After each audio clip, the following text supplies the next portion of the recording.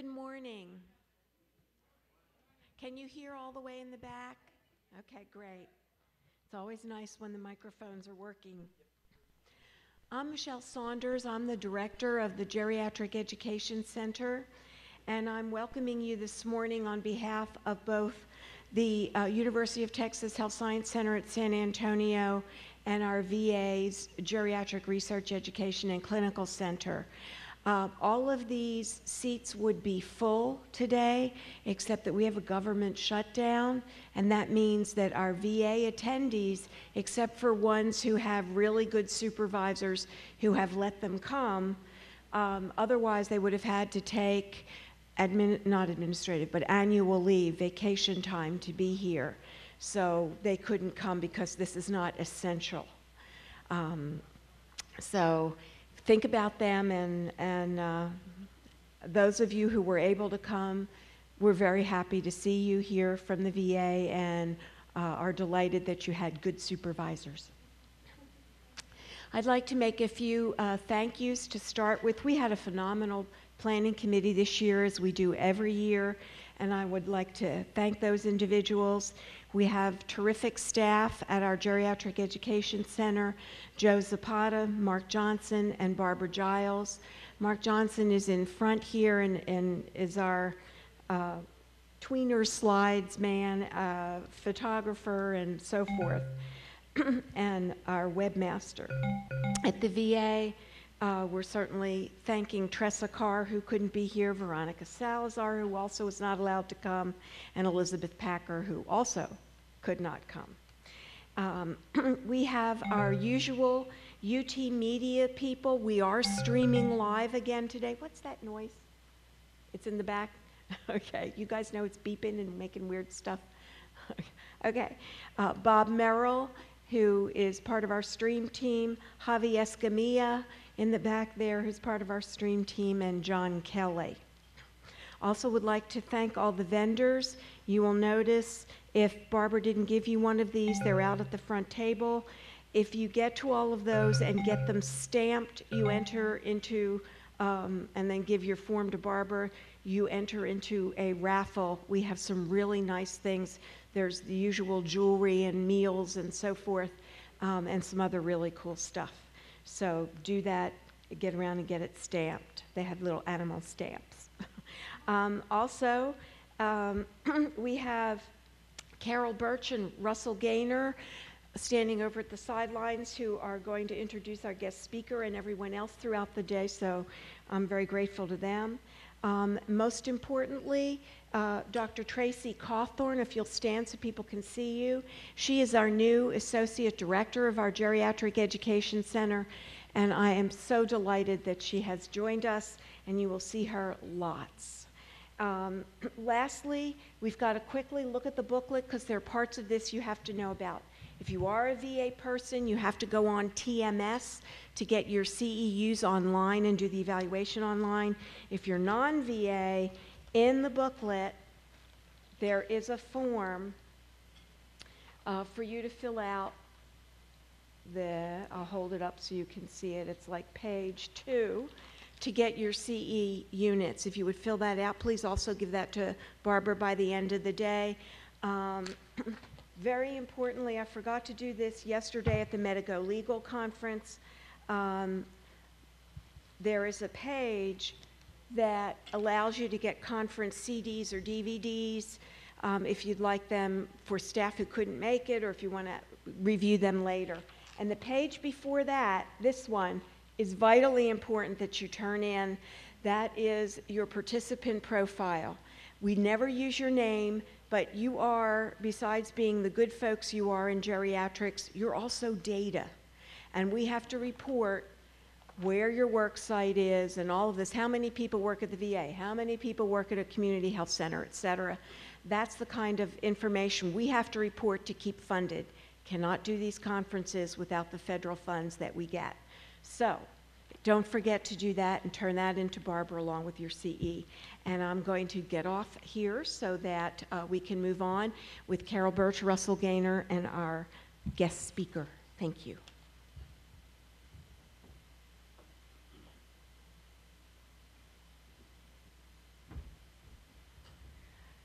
Well, good morning again, and welcome to those who are back, and welcome to those who are new for today. I'm going to introduce to you Russell Gaynor, who is the national hospice consultant for interim health care, and also a social worker, which is the more important part.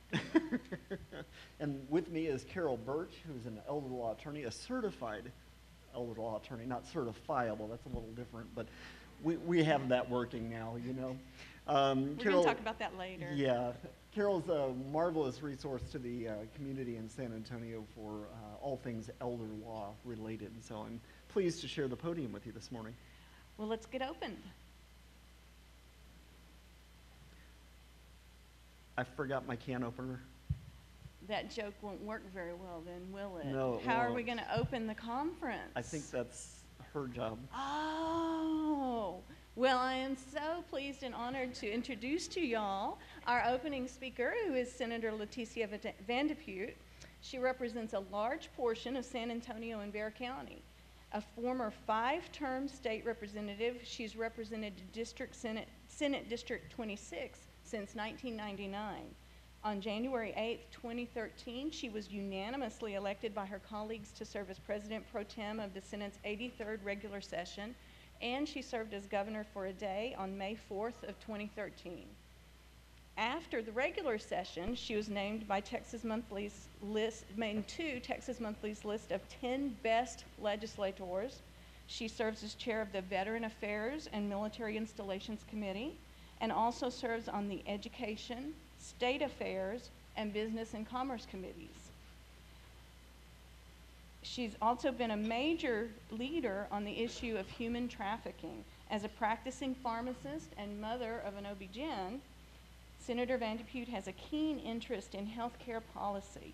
In the 83rd legislature, she authored or sponsored laws that extended a successful county program to address the needs of children with behavioral health issues, required out-of-state sterile compounding pharmacies wishing to ship products to Texas to be first inspected by the State Board of Pharmacy, and she expanded the peer-to-peer mental health services programs for veterans, among other laws. She has consistently advocated for increasing access to health care and staunchly protected women's access to health care services. Please help us welcome our Honorable Senator VandePutte.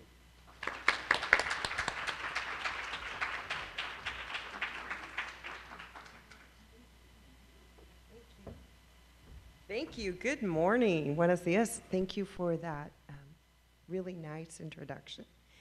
And thank you for those of you who are here in the room this morning for participating.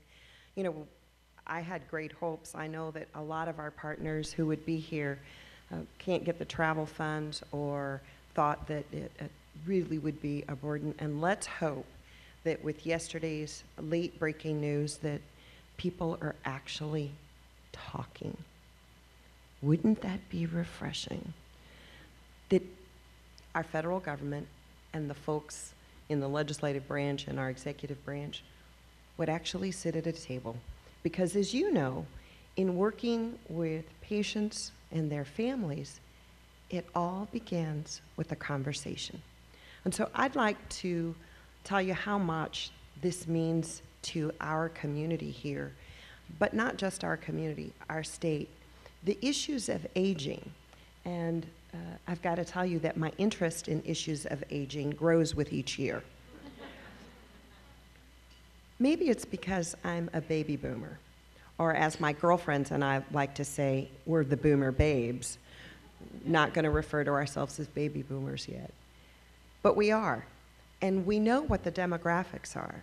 You know about the aging of America. We know what is happening in most of the country, and the worry that the workforce won't be there to take care of those who are in what my family calls tercera edad, the third age.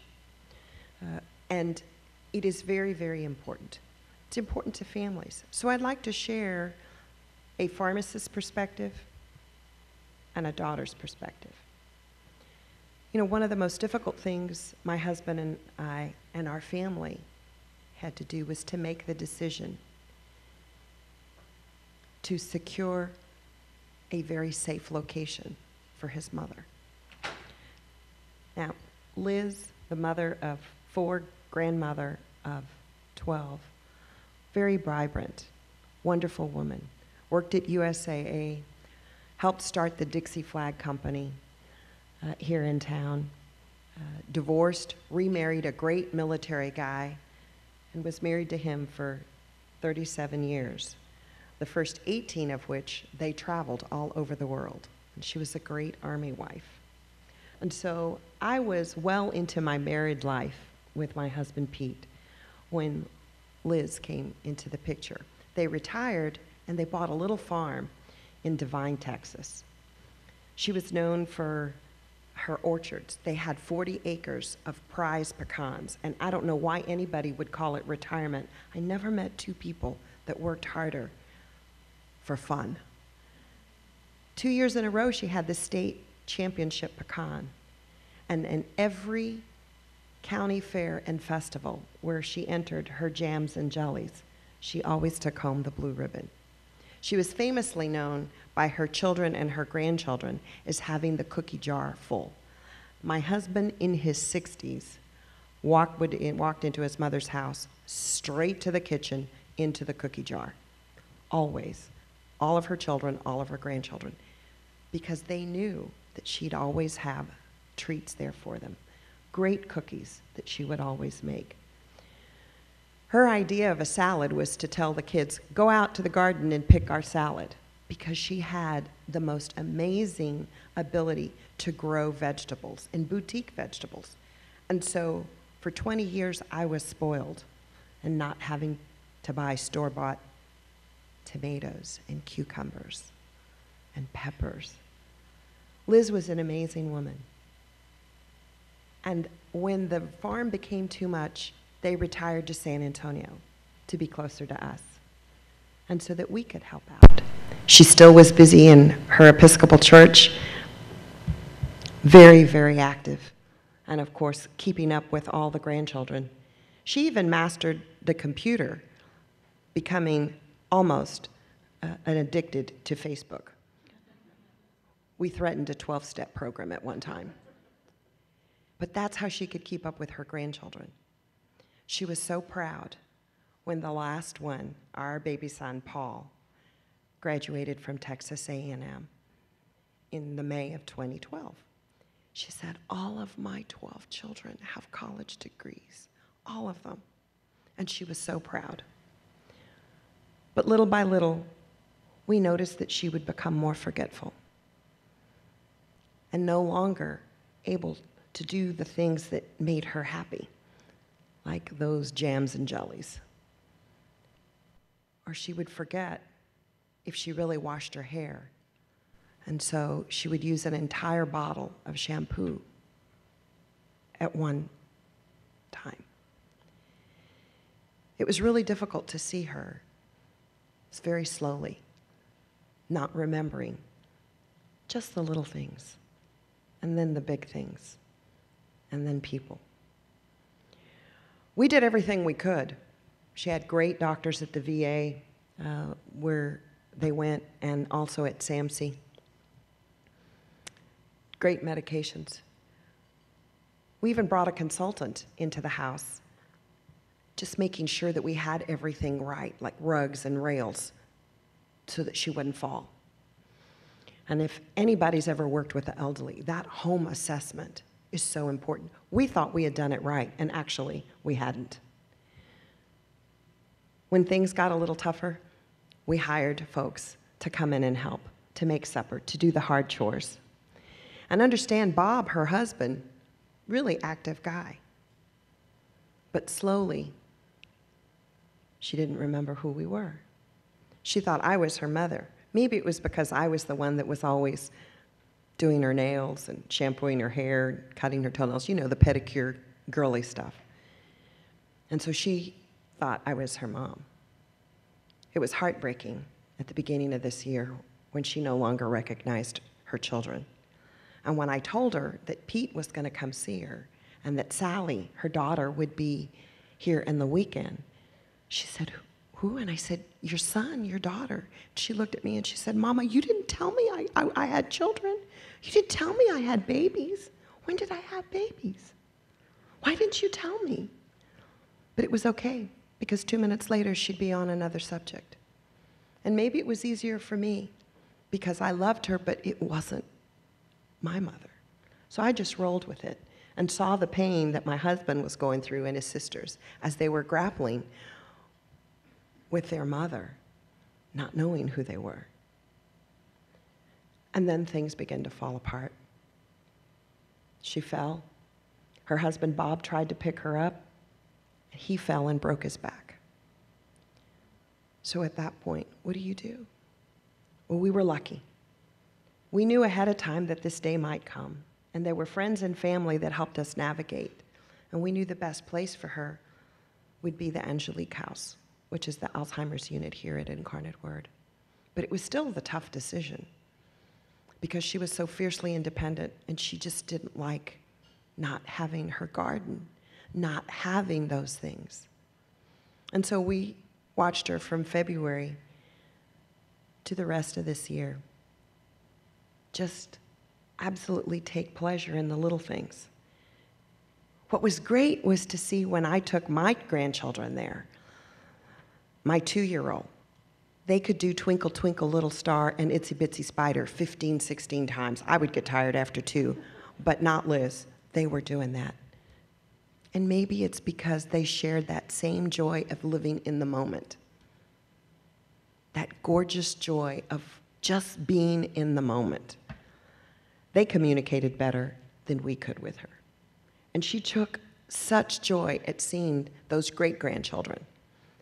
And she knew that they were related somehow, but it didn't really matter. Especially when I took my granddaughter, Marlo, who'll be 2 in November. All the ladies at the Angelique House just wanted to touch this little girl, and I would dress her up really frilly because I knew the ladies loved it there. And they would sing to her, and she would sing, and they would do patty cake together. It was really difficult the morning we got the call that Liz was very unresponsive. And blessedly, it only took 12 hours for her to slip away. We are still reeling with that. It's not even been a month. But along the way, there were people to help us. And I wanted to tell you that personally, because you in this room can help the families, like mine, like your VA patients, like go through the process of understanding Alzheimer's and diseases. On the other hand, we lost my dad this summer too. Now, he was 82 and on the total opposite end of the spectrum. I'm a pharmacist by trade, by profession, or like Pete likes to say, in real life, you really are a pharmacist. And Dad took no medicine. None. He was 82. No high blood pressure, no high cholesterol, no diabetes, no arthritis, no nothing. He would call me up and say, I think I might be getting a headache. And I said, well, Dad, or do you have a headache? And he says, I think I might be getting one. He said, do you think I should take a Tylenol? And I said, well, you can take a Tylenol. It's not going to hurt you. And he'd say, I have Tylenol in the house. Very proud of himself. My dad was really healthy. He was killed instantly in a horrific traffic accident in June. And his one fear in life, every day that I talked to him, he'd say, how's Liz? Because we told him, and he would go see her. And his fear was being incapacitated medically, somehow physically or mentally. And he would beg us, don't let me get like your mother-in-law, please. And so maybe God granted his wish. 82, still very physically able, at the top of his game. He could tell you stats about the Cubbies last game and the game they played in 1953. But do what you do. Work collaboratively. Understand that there is a common goal here, And that's to make sure that families and patients get information. And it's important to do it ahead of time so that at the time of crisis, they're not making decisions based on convenience, but one that has kind of been thought out. And we were lucky. We knew it was coming. And so we were able to plan a little bit better. And it was still very, very hard. So my parting shot to you is I'm going to leave you with some wisdom that I learned from a 13-year-old girl last week. I was visiting with them, and I asked these amazing young ladies to come up with a short poem or a saying that they thought would be important as a pathway and a motto for their life. And this amazing 13-year-old came up with this. She said, "Life is like a camera. You focus on what's important. You capture the good times. You develop from the negatives. And if it doesn't work out, just take another shot." So my plea to you today is focus on what's real important for your patients and your families. Capture the good times. Know that the people that you work with, either interagency or intergovernmental, not-for-profit, for-profit, you will go through some good time, but only the people that you work with know exactly what you're dealing with. And capture those good times. Capture those good times with the people that are in your collaborative. Develop from the negatives. Know that we have statistics and data and research that shows us best practices. But what is the most impressive is what we can share when we come up short. Nobody likes to share when we fail, but actually we learn more from what we did wrong than from what we do right. And then understand that we're human and we're not always going to be perfect. And so when things do fall short, just give it another try. Thank you for what you do. Just know how much my own family has appreciated the set of professionals who helped us this year navigate a really difficult situation. God bless you.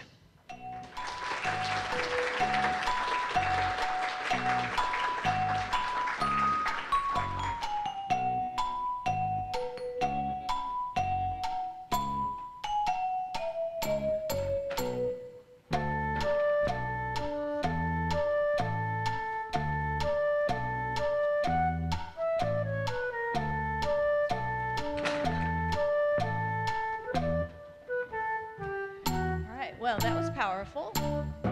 Makes me want to be a photographer now. Russell, our next presenter has a mouthful to say about our next topic. And that's the tooth. Dr. David Cappelli is going to present on risk assessment and the prevention of oral disease in the elderly. He is the professor and director for the Department of Comprehensive Dentistry at the UT Health Science Center at San Antonio. He also serves as the director for Dental Public Health Residency Program. He received his MPH and DMD from the University of Pittsburgh. He was awarded a certificate in Dental Public Health from UT Health Science Center, San Antonio, and a PhD in epidemiology from the University of Texas, Houston School of Public Health.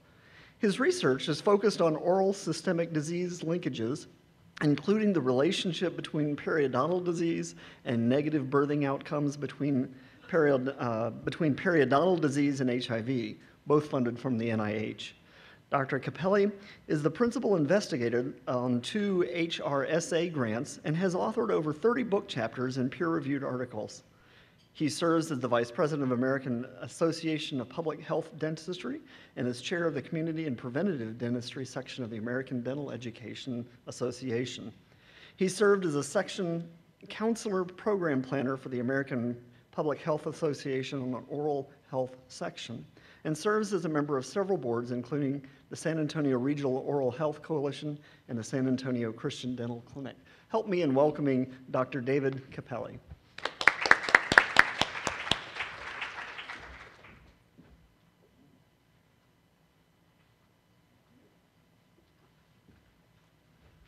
Thank you very much for that kind introduction. I really appreciate that. I am here today to talk a little bit about, and that's intimidating following Senator VandePute's. Thank you for that position on the, in the program.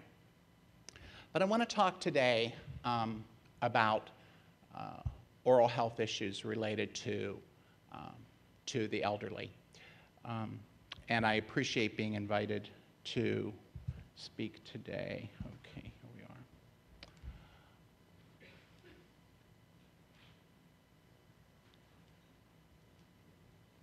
Wait, is it? What? Have to turn it on first. The on-off switch. All of those degrees, and I still can't work the on-off switch. This is my objectives for the talk today, for a talk today. And please feel free to ask questions or anything that you may want to know about during this discussion. So the first thing we want to do is identify oral disease challenges that face the elderly in the United States. And there are many, and we're going to talk briefly about those. I'm going to do that in a couple of minutes or less. So, I mean, but there are significant challenges that we face. To discuss barriers for elders to access adequate oral health care, to describe risk factors that contribute to an increased risk for acquiring dental disease, and to outline preventive strategies that can be employed by caregivers to reduce risk for future oral disease. My goal today, or my presentation, is not to talk to dentists or dental professionals, but really to talk to those who provide care, those you all who we appreciate so much are in the front lines of this battle. A few of the slides you're probably going to know more about than I do, actually, but I wanted to cover a little territory that we could sort of give a background for what I'm going to talk about later in risk assessment and disease prevention. People are living longer, as you know. We're living longer, and we're living longer with chronic disease. And we keep, and that's a trend that we're seeing over time. In the 1950s and 60s, more than 65% of the people aged 65 or older were edentulous, so they had no teeth. People expected in the 50s and 60s that they would be edentulous as they grew older. Then we realized that we could keep our teeth for a lifetime, that our teeth would last a lifetime. And today, fewer than 25% of people age 65 and older are totally edentulous. So we are keeping our teeth now. And we want to be healthy, and we realize that oral health is a part of being healthy overall, general health. So we see that shift, that people are now keeping their teeth. So we have to provide care for those individuals. Seniors over the age of 65 have lost an average of 13 teeth, and that includes their wisdom teeth. So really what we're talking about is the average number of teeth lost in individuals over the age of 65 is really, let's not count the wisdom teeth because we usually lose those when we're fairly young, but we're talking about losing, what, like 9 teeth. It's not very many over our lifespan. Okay? And 42% of persons over the age of 65 have 21 or more teeth that are retained. And we consider that to be a functional dentition, that they can probably function and eat and help and do well with 21 remaining teeth. So what we see now is that people are keeping their teeth, and they want to keep their teeth and be healthy. The majority of independent elderly are retaining their natural dentition. So these individuals who are retaining their natural dentition are now at greater risk for acquiring dental disease. When they were edentulous and they had no teeth, we didn't think about dental disease because there was no risk for that. But now that they're keeping their teeth, they're at greater risk. And now that they're facing other challenges as well that we'll talk about later, the risk is greater. So over 60% of the elderly experience dental caries. That's a very high number. And we'll talk about what it's due to, but due in many times to polypharmacy, changes in salivary flow rate, and all of those kinds of compounding systemic conditions that affect the oral cavity that we'll discuss later. and that there are unmet dental needs that are higher among elders with chronic diseases. So these unmet dental needs result in pain and infection and diminished quality of life. And what we also see is that there are oral changes that occur with just normal aging. For example, the gingival tissue, the gum tissue, thins significantly. And we also see gingival recession, or the gums actually recede from the crown of the tooth. And that creates additional space for cavities to occur.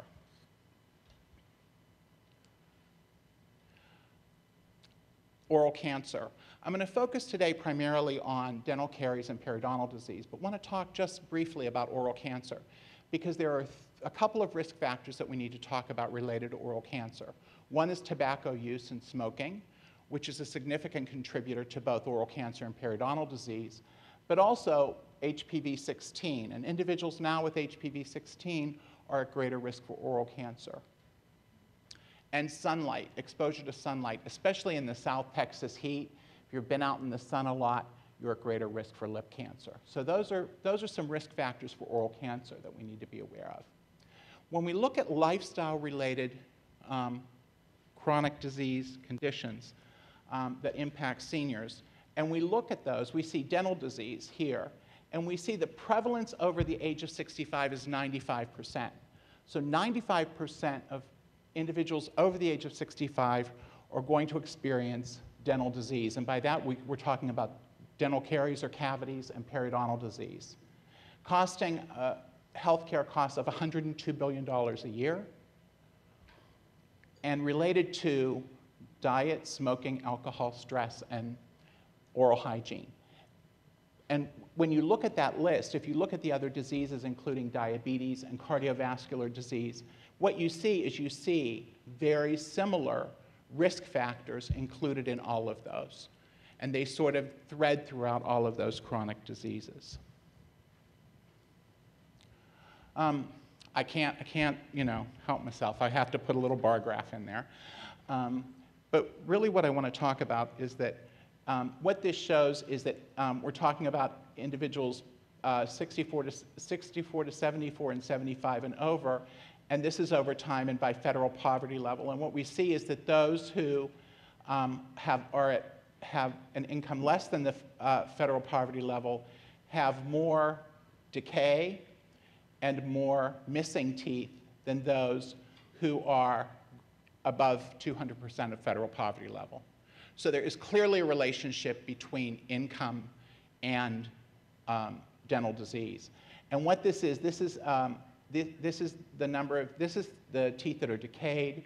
These are the teeth that are, this is missing, and this is the filled component here. So what we have is filled teeth, then we would assume are, although had disease, are now restored to function. So really the one we're concerned mostly about are the components here, decayed and missing teeth. So what we see is that there's a relationship, clear relationship between income and more severe dental disease. Okay? And the more affluent have a larger filled component also.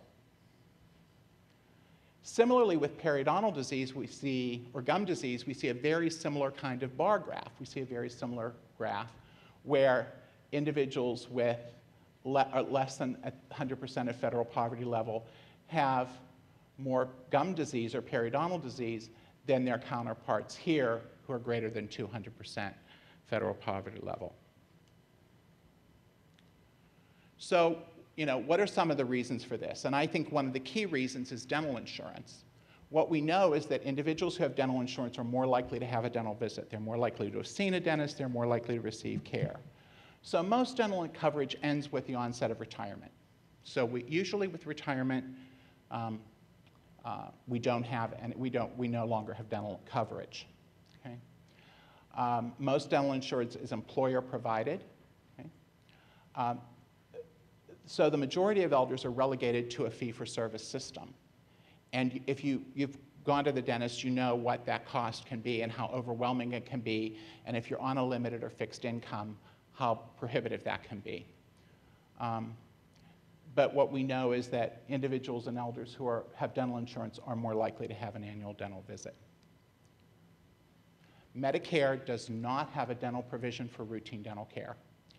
And this has been a huge problem with elders receiving adequate oral health care services. Some Medicare supplements do have a provision for dental coverage, but there are very few of them, and they're not easy to get. So for the most part, Medicare really does not have a provision. There's really no provision in Medicare at all for dental services. Resources for Medicaid coverage for adults is being reduced. So that's another challenge. So even the poor have a difficult time accessing dental services. And we have several individuals in the city, Dr. Saunders being one, who's nationally and internationally recognized for her work in geriatrics, but the lack of geriatric trained dental providers creates a barrier to accessing dental care as well. So those are some of the challenges that we face. So if we look at the population age 65 or older reporting a dental visit in the past year, we see that about,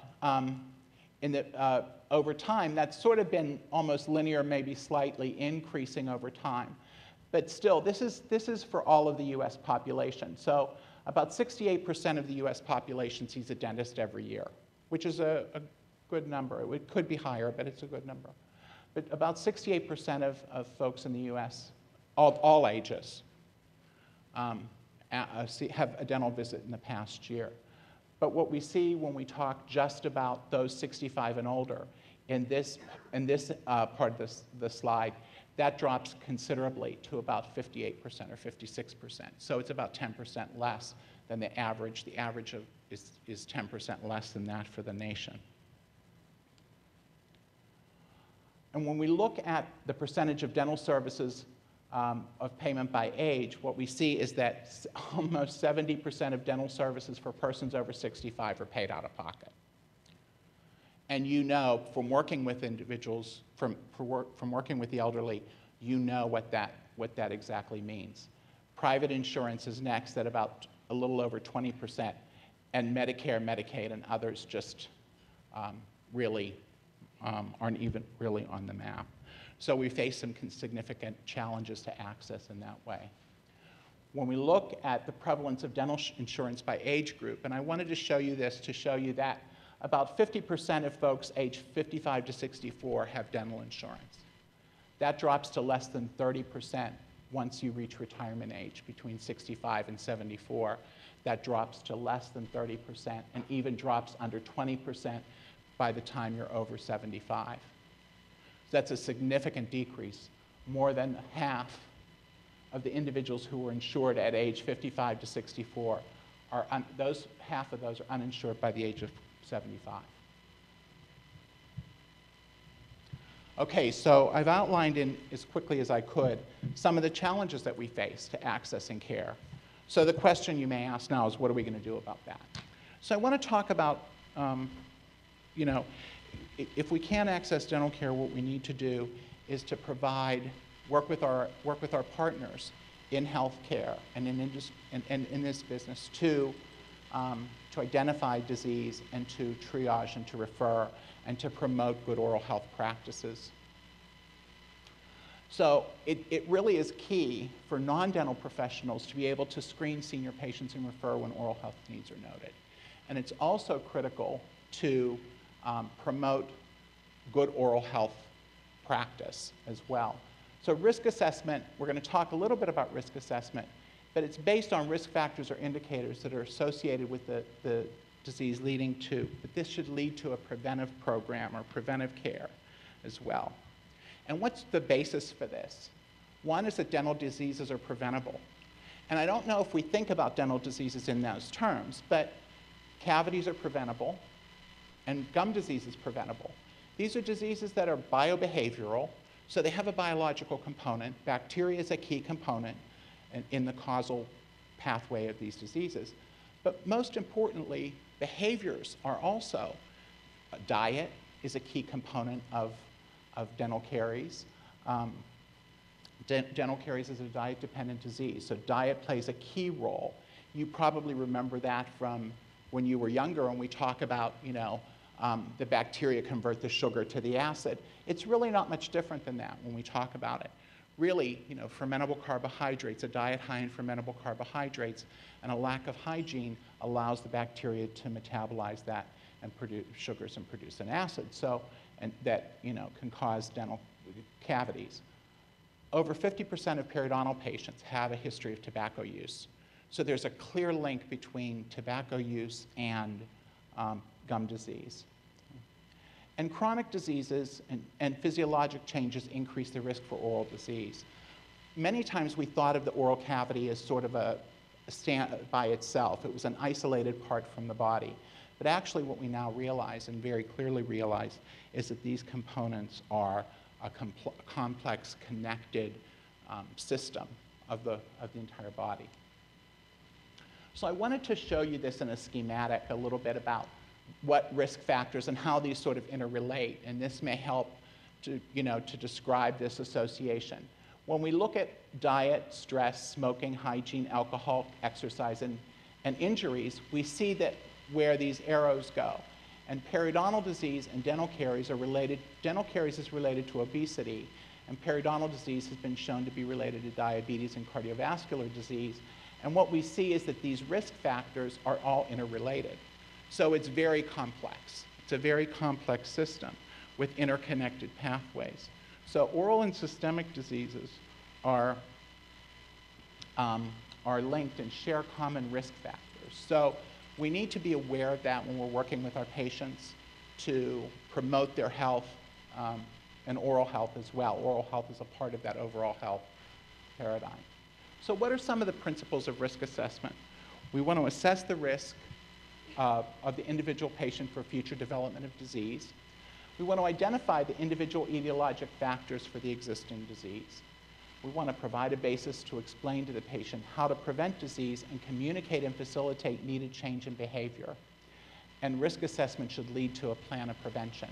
So part of the care plan, what I'd like to encourage you to think about today, is part of your care plan for the patients that you see or for the clients that you have should include oral health in that care plan. So risk-based prevention, we really want to outline a preventive strategy for each patient or client based on their risk for future disease. We want to look at what the risk factors are and talk about how we can prevent those in the future. We want to take an individualized approach tailored to the patient's oral health. So it can't be a one-size-fits-all. It can't be brush your teeth twice a day, see your dentist twice a year kind of thing. We're really not, we're moving away from that, looking at risk-based approaches to prevention. So what are the risk factors? What does this patient do, or what are their behaviors that we need to focus on to talk about changing, and how can we do that? So it's a systemized approach, and motivational interviewing is a key component here as well. I wanted to show these models for caries risk and for periodontal and oral cancer risk. Because I think it talks about the interrelationship of the disease. When we talk about the risk factors in blue, tooth diet, bacteria, and time are really the risk factors that lead to cavities, to individuals getting cavities. But we also understand that there are preventive factors here as well. So there's fluoride, there's proteins, there's dental sealants. So we can talk about a lot of the salivary stimulants. A lot of times with elders, salivary production is a key issue, and we don't think about that a lot of times. Elders will compensate. People will compensate. So people who have dry mouth will compensate. They'll either sip more water, or they'll chew gum, or they'll chew mints, and they may have dry mouth, and they may have dry mouth that contributes to oral disease, but they may be masking it in some way.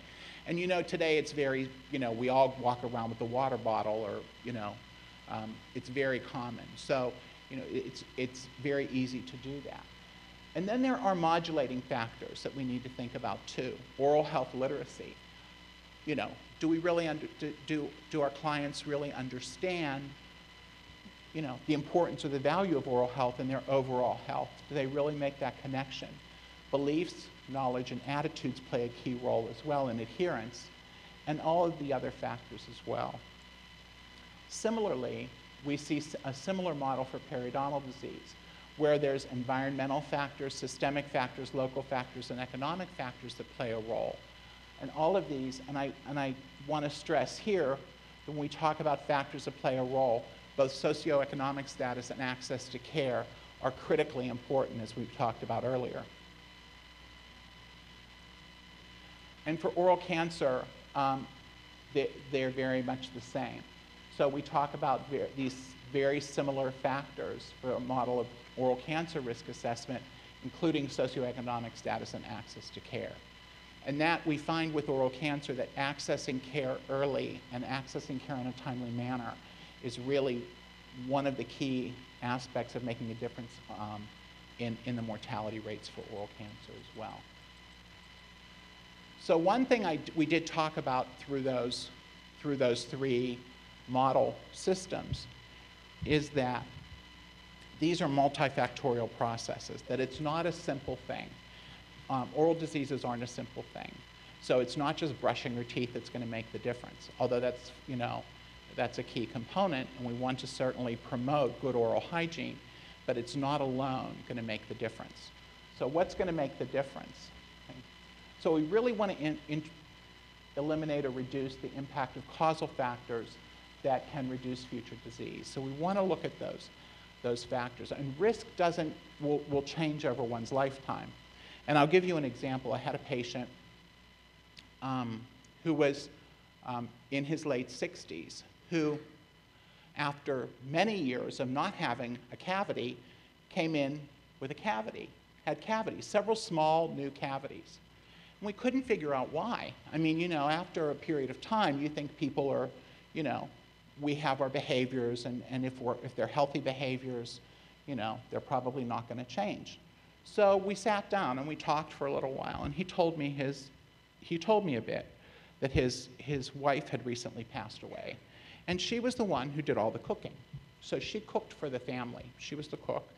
And so when she passed away, he started eating processed foods, foods that he could buy in the store and microwave, and and he would eat those dinners. He wasn't really eating very much, and he wasn't eating, obviously, very well.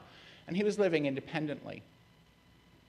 But clearly, that diet had a high, those foods, those processed foods, that you find in the supermarket, have a high sugar content. So here we are with a person who used to eat very healthy diet, had made healthy food choices, now was not making such healthy food choices.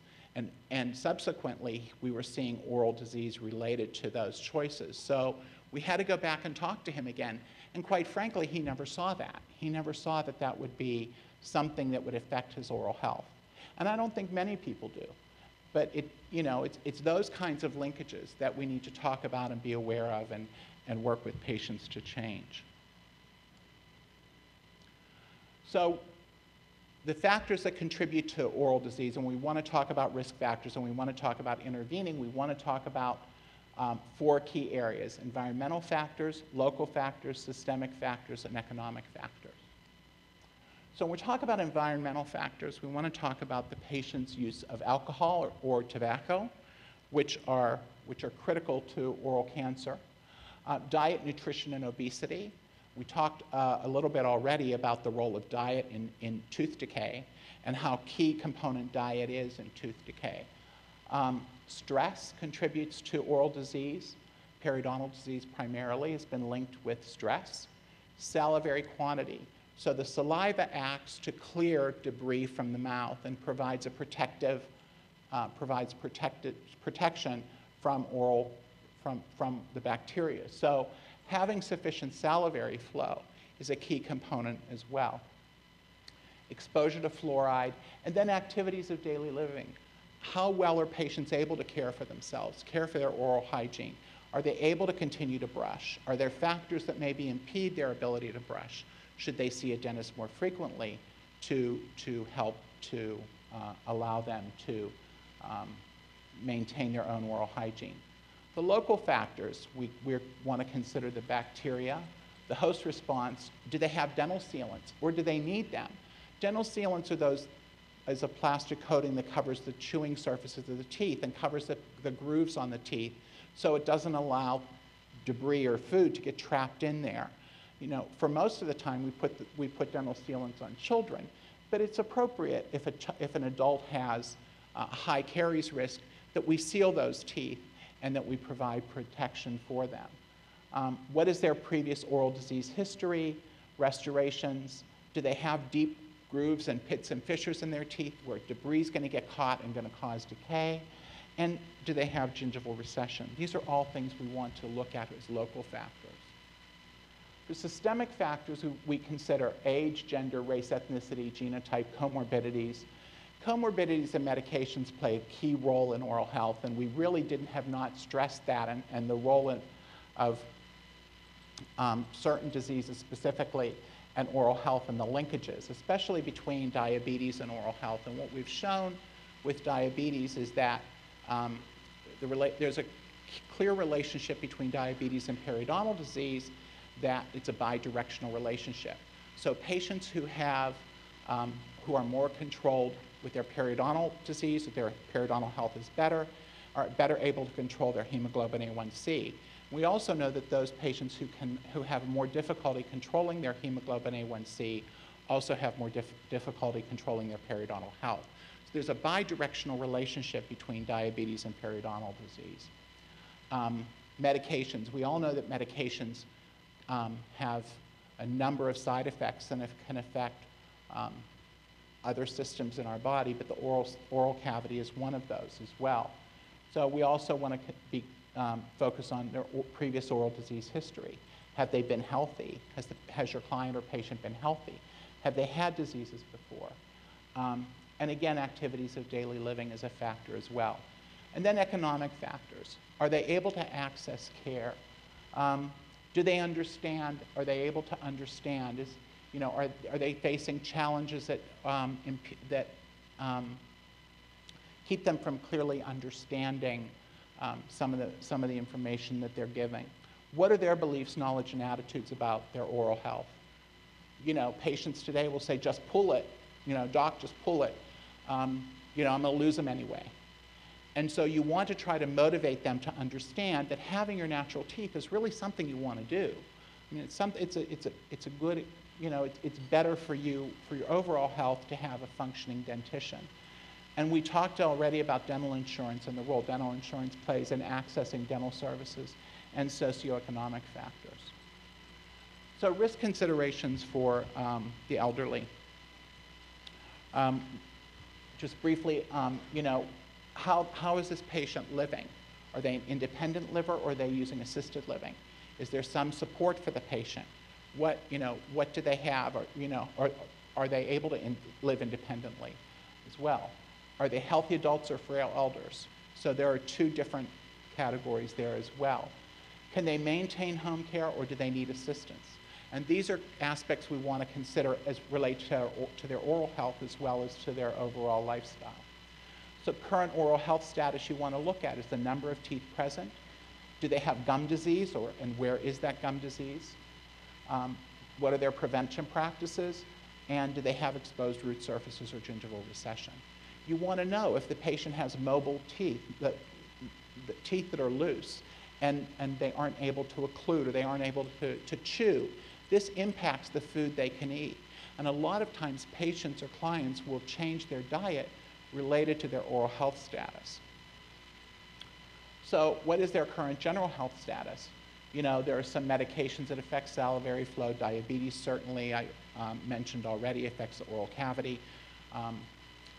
Some autoimmune diseases, for example, Sjogren's syndrome, affects the oral cavity as well, and salivary flow, leading to xerostomia or dry mouth, and diet and nutrition plays a key role. You want to understand their medication history as well, their medical history. Do they have autoimmune diseases? Patients, for example, your patients with RA or rheumatoid arthritis are not going to be able to, maybe effectively brush and certainly floss like they have before. Is that something? Are they able to maintain their oral hygiene? Are they able to do what they have done before? Do they have any physical limitations or disability that precludes them from caring for themselves? And then we look at a series of diseases as well that impact the oral cavity. And I talked about diabetes and cardiovascular disease and medication history, but also GERD, because GERD can cause tooth erosion which leads to loss of structure. So behavioral history, again, tobacco and alcohol use, diet, recreational drug use, and oral hygiene behaviors. So we want to know how they're able to manage their own oral hygiene. We want you to look, I think you could look, to determine whether or not these individuals have active oral disease. When you look in the mouth, or when you look in the mouth, do they have visible cavities? If you look in the mouth, can you see cavities in their mouth, or what you think are cavities? Loss of tooth structure with brown, brown substance. Do they have early lesions or white spots, as well, which would indicate early lesions? Or have they had restorations recently in the past 3 years? If they keep having restorations, then they probably are at greater risk for having dental disease in the future and probably need to see a dentist more frequently. If you look at their gums, do they have bleeding, edema, or redness? Are their gums puffy? Are they swollen? Are they bleed easily when they're touched? When you put a toothbrush in their mouth, is there blood-tinged saliva on the head of the brush when you remove it? That would indicate gingival inflammation ongoing. Is there tooth movement or loose teeth? When you look in the mouth, if you bump a tooth with a toothbrush, does it move? They shouldn't be moving around in the oral cavity. So if you see that, you can know that the patient has periodontal disease. Are there increasing gaps between the teeth? So when you have gum disease, what will happen is the teeth will physiologically move or shift, and so there'll be larger gaps between the teeth where there weren't gaps before. And then does the patient are you observing a change in diet? Is the patient requesting softer foods rather than harder foods? Do they stay away from the carrots, and do they prefer the pudding? If your teeth are hurting or they're moving or you have gum disease, it's hard to chew. So patients will often move towards a softer, more palatable food for them, or food that they can eat. Are there any predisposing oral conditions? And those are things, too, that we know. If they have appliances, if they have a partial denture, is it able to be cleaned? Because we want to make certain that those appliances remain clean as well to reduce infection. And are the teeth that are holding those appliances in good condition? So you also want to make certain that, they're not loose or mobile or moving around, because that'll make the appliance more difficult for the client or patient to wear. Is there a lot of debris around the teeth, plaque or calculus? Is there a lot of material around the tooth that needs to be cleaned off to reduce the bacterial load there as well? I want to just briefly talk about xerostomia, because this is a condition that affects the elderly, both just normally physiologically and also related to polypharmacy. But salivary flow increases to about age 10, then increases through adulthood and then early adulthood, and then starts to decline. So the amount of saliva that we have from everyone in this room, you're all losing saliva every day. Hate to tell you, but we're all getting there. So our salivary flow, the amount of saliva we're producing, decreases as we get older, and that's a natural phenomenon. It can be exacerbated by medications as well, and can be related to autoimmune diseases like Sjogren's syndrome, especially, which dries out the mucous membranes, medications as we talked about. So having a dry mouth can also impact oral disease and whether or not we have the risk for more caries, and also how we eat and can function orally. There are 4 questions that you can ask someone. These questions have been validated, and they'll tell you right away. It's sort of a quick and dirty way to find out if your patient is at risk for dry mouth or xerostomia. So you ask a patient or a client, does your mouth feel dry when you eat a meal? Do you have difficulty swallowing food? Do you have to sip liquids to aid in swallowing? And is the amount of saliva in your mouth too little most of the time? And if your patient answers yes to these questions, then most likely they're suffering from or experiencing xerostomia. And there are ways to treat xerostomia. So it's not a condition that we have to live with. It's a condition that we can actually address. So we want to outline a preventive strategy for each patient based on their risk for future disease. Individualized approach tailored to the patient's oral health. And I think I went through that already. So what we want to talk about now are some factors that influence our prevention decisions. So diet. We want to maintain a healthy diet for patients. So those things that are healthier foods. Chewier foods actually promote salivary production. So celery or carrots or things that we chew, the masticatory activity, chewing up and down, helps to produce saliva. So the more we chew, the more saliva we produce, the better off we are. So we want to stay away from the more processed foods and stay with more natural foods that are chewier, things like nuts and fresh vegetables and those kinds of foods that promote chewing. The chewing activity will help to improve the salivary flow. Other modulating factors, of course, age, race, ethnicity, and gender. We want to know the protective factors as well. Does this, we want to know what the risk is for disease, but also what are some of the preventive factors that they have? Do they have an adequate fluoride intake that promotes oral health? So is their fluoride intake adequate? Are they drinking sufficient amount of water? And when we talk about water for fluoride exposure, we're talking about tap water. So if they're drinking a lot of bottled water, which has no fluoride, they probably they may not be getting an adequate fluoride intake to promote oral health. Are they using a fluoride toothpaste or rinse? And most commercial toothpastes have fluoride in them. So that's something, if they're using a commercial brand, whatever that brand is up to them, and it most likely contains fluoride already. What we've known recently is that xylitol, which is a sugar alcohol, can also reduce dental caries or cavities. So if patients can chew gum or mints, and they prefer to chew gum or mints, making the choice to choose a gum or mint with xylitol promotes oral health more than a sugar or sugar-free gum. So for patients who can't chew or who have joint problems, TMJ problems, we don't want to encourage them to chew because that'll make their temporomandibular disease worse. So we don't want to encourage them to chew. But if you have patients who do chew gum or mints, then the xylitol alternative is healthier than either a sugared or sugar-free choice. And then chlorhexidine rinse and calcium intake as well. We want to make certain that their calcium intake is increased. And again, talked about salivary flow. So we want to encourage a patient to maintain their optimal oral hygiene or provide assistance for patients to maintain their optimal oral hygiene. And if they aren't able to maintain their own oral hygiene, then we want to promote more frequent dental visits. So if they can get more dental visits to clean their teeth, or they need assistance in brushing, we also want to promote assistance in brushing for those patients or clients of ours who aren't able to maintain their own oral hygiene. Again, talked about maintaining adequate fluoride exposure and promote dentally healthy behaviors as well with our patients, and ensure that systemic conditions that impact oral disease are well controlled.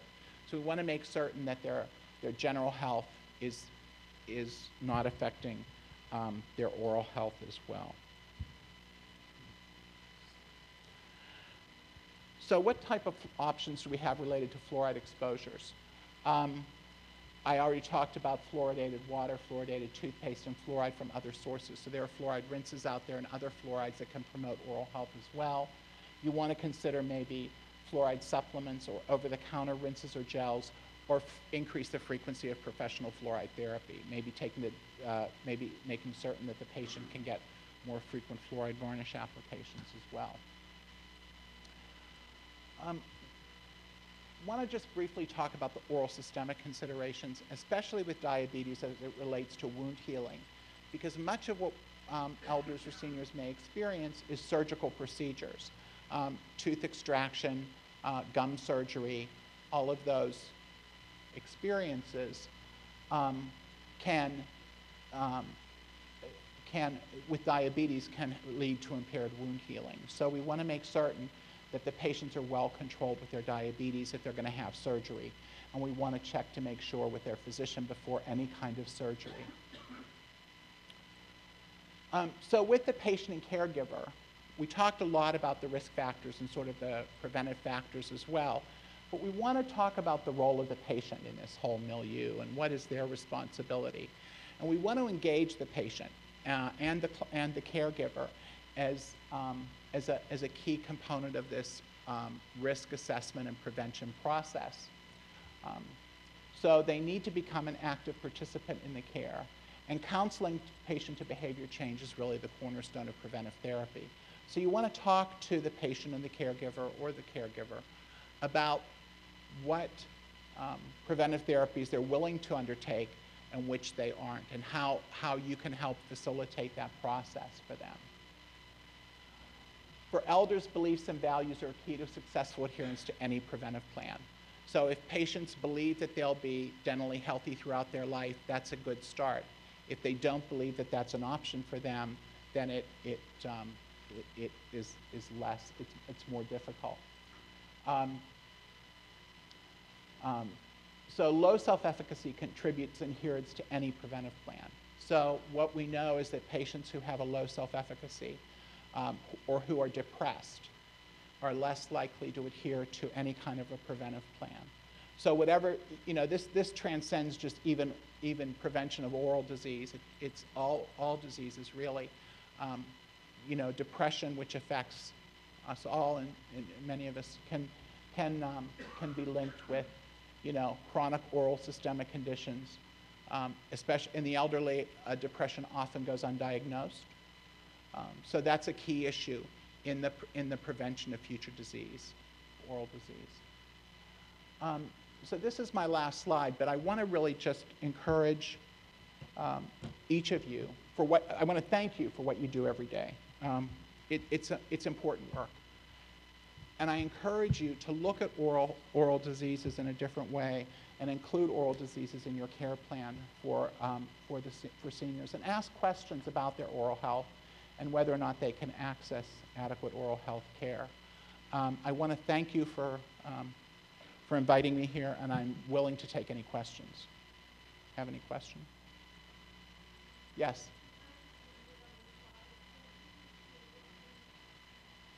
Yes, I apologize for that, and what we'll do is we'll make certain that those are sent to you, that you can receive those.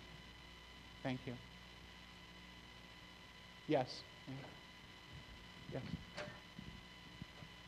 You had spoken about the access that the seniors have. Do you have any referrals or resources that we can give our veterans and patients for low cost or no cost dental care?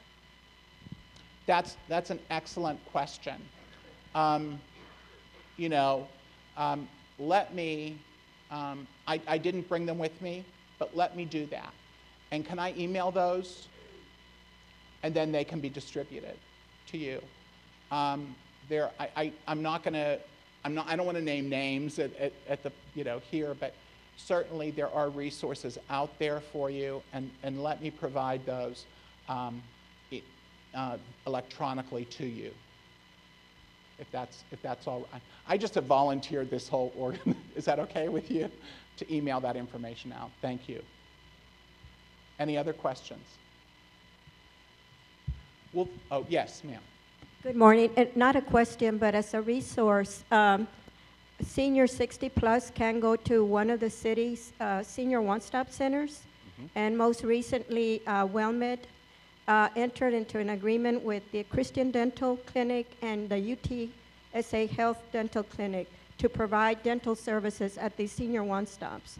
So there are some eligibility criteria to be met, but for those, if you know of a senior 60 plus, please refer them to one of the senior one-stops. There are city staff here right now. They can, if you all would raise your hand, you can ask them for where they are located.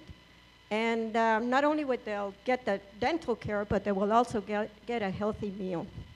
Thank you very much for sharing that. And certainly, San Antonio Christian Dental Clinic sees adults who have who don't have the means to afford dental care and are a great resource for those services. Thank you. Okay. Any other questions? Thank you very much for your attention. I really do appreciate it.